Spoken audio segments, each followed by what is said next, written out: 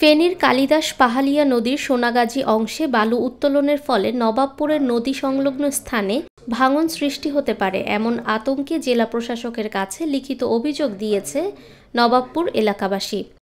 মঙ্গলবার সকালে সরজমিন পরিদর্শন এবং স্থানীয়দের সাথে কথা বলেন ফেনীর অতিরিক্ত জেলা প্রশাসক রোমেন শর্মা, অতিরিক্ত জেলা ম্যাজিস্ট্রেট মঞ্জুর আহসান ও উপজেলা নির্বাহী অফিসার রিগান চাকমা। অনিয়ম হলে ব্যবস্থা নেওয়ার আশ্বাস দেন তারা।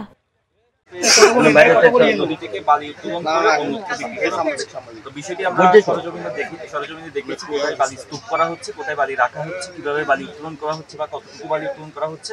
আসলে চোখে দেখে তো পুরোপুরি মেজারমেন্ট করা সম্ভব না। আমরা একটা আইডিয়া নিয়ে গেছি, পরবর্তীতে এখানে এক্সপার্টরা আসবে, বিশেষ করে পানি উন্নয়ন বোর্ডের যারা এক্সপার্ট আছে এবং যারা ইঞ্জিনিয়ার আছে তারা আসবে।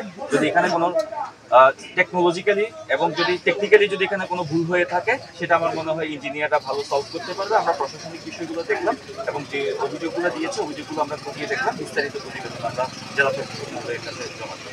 এখানে গভর্নমেন্ট ৩৬,০০০ ঘনফুট বালু ড্রেজিং করার অনুমতি দিয়েছে। আমাদের পাঁচটা সংস্থা এখানে জড়িত। আমাদের মাননীয় জেলা প্রশাসক মহোদয়ের নির্দেশনাক্রমে আমাদের টানক বিদ্যুৎ ব্যবস্থাপনা মন্ত্রণালয়ের সচিব মহোদয় এখানে যখন পরিদর্শন করছেন, ওনার নির্দেশনায় আমাদের উপজেলা প্রশাসন, পিআইও এবং এই পানি উন্নয়ন বোর্ডের সার্বিক তত্ত্বাবধানে এখানে ৩৬,০০০ ঘনফুট বালু উত্তোলনের প্রাথমিক আমাদেরকে নির্দেশনা দিচ্ছে। এখানে গভর্নমেন্ট ড্রেজিংয়ে কোনো বরাদ্দ দেয়, এই ড্রেজিংয়ে কোনো বরাদ্দ না দেওয়ার কারণে এটা বালু উত্তোলন করে বালু মহলগুলোতে রাখা হচ্ছে। যেহেতু এখানে ৩৬,০০০-এর মধ্যে আমার মনে হয় এখনো ১০,০০০ ঘনফুট বালু এখানে কাটা হয় নাই। আপনারা দেখেন চিহ্নিত জায়গা।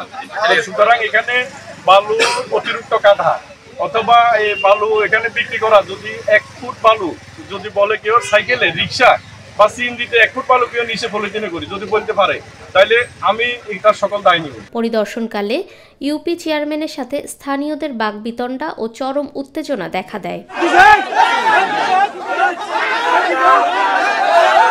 জানা গেছে, কালিদাস পাহালিয়া নদীর উপর নির্মিত বীর মুক্তিযোদ্ধা খাজা আহমেদ সেতুর গার্ডার ধসে যাওয়ায় ঝুঁকিতে রয়েছে সেতুটি।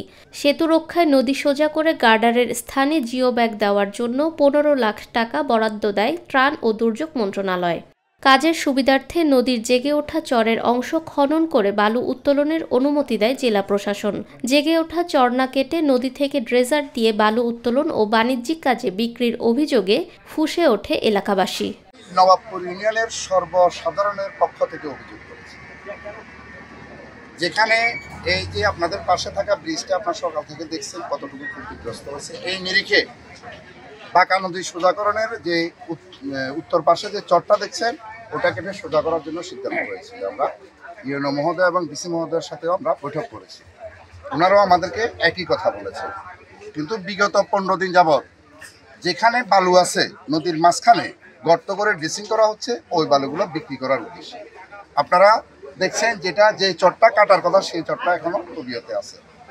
সেখান থেকে কোনো কারা কাটছে, এই নবাবপুর ইউনিয়নের চেয়ারম্যান জহিরুল আলম জহির এবং ফরাদনগর ইউনিয়নের সাবেক চেয়ারম্যান বেলায়েত হোসেন বাচ্চুভাইয়ের তত্ত্বাবধানে এই কাটাটা হচ্ছে। এবং আগেও উল্লেখ্য যে এর পূর্বেও ফতেপুরে ফুল হুজুরের বাড়ির পাশে রাস্তা ভরাট করবে বলে প্রায় লক্ষ লক্ষ টাকার বালি সেখান থেকে সরিয়ে নেওয়া হয়।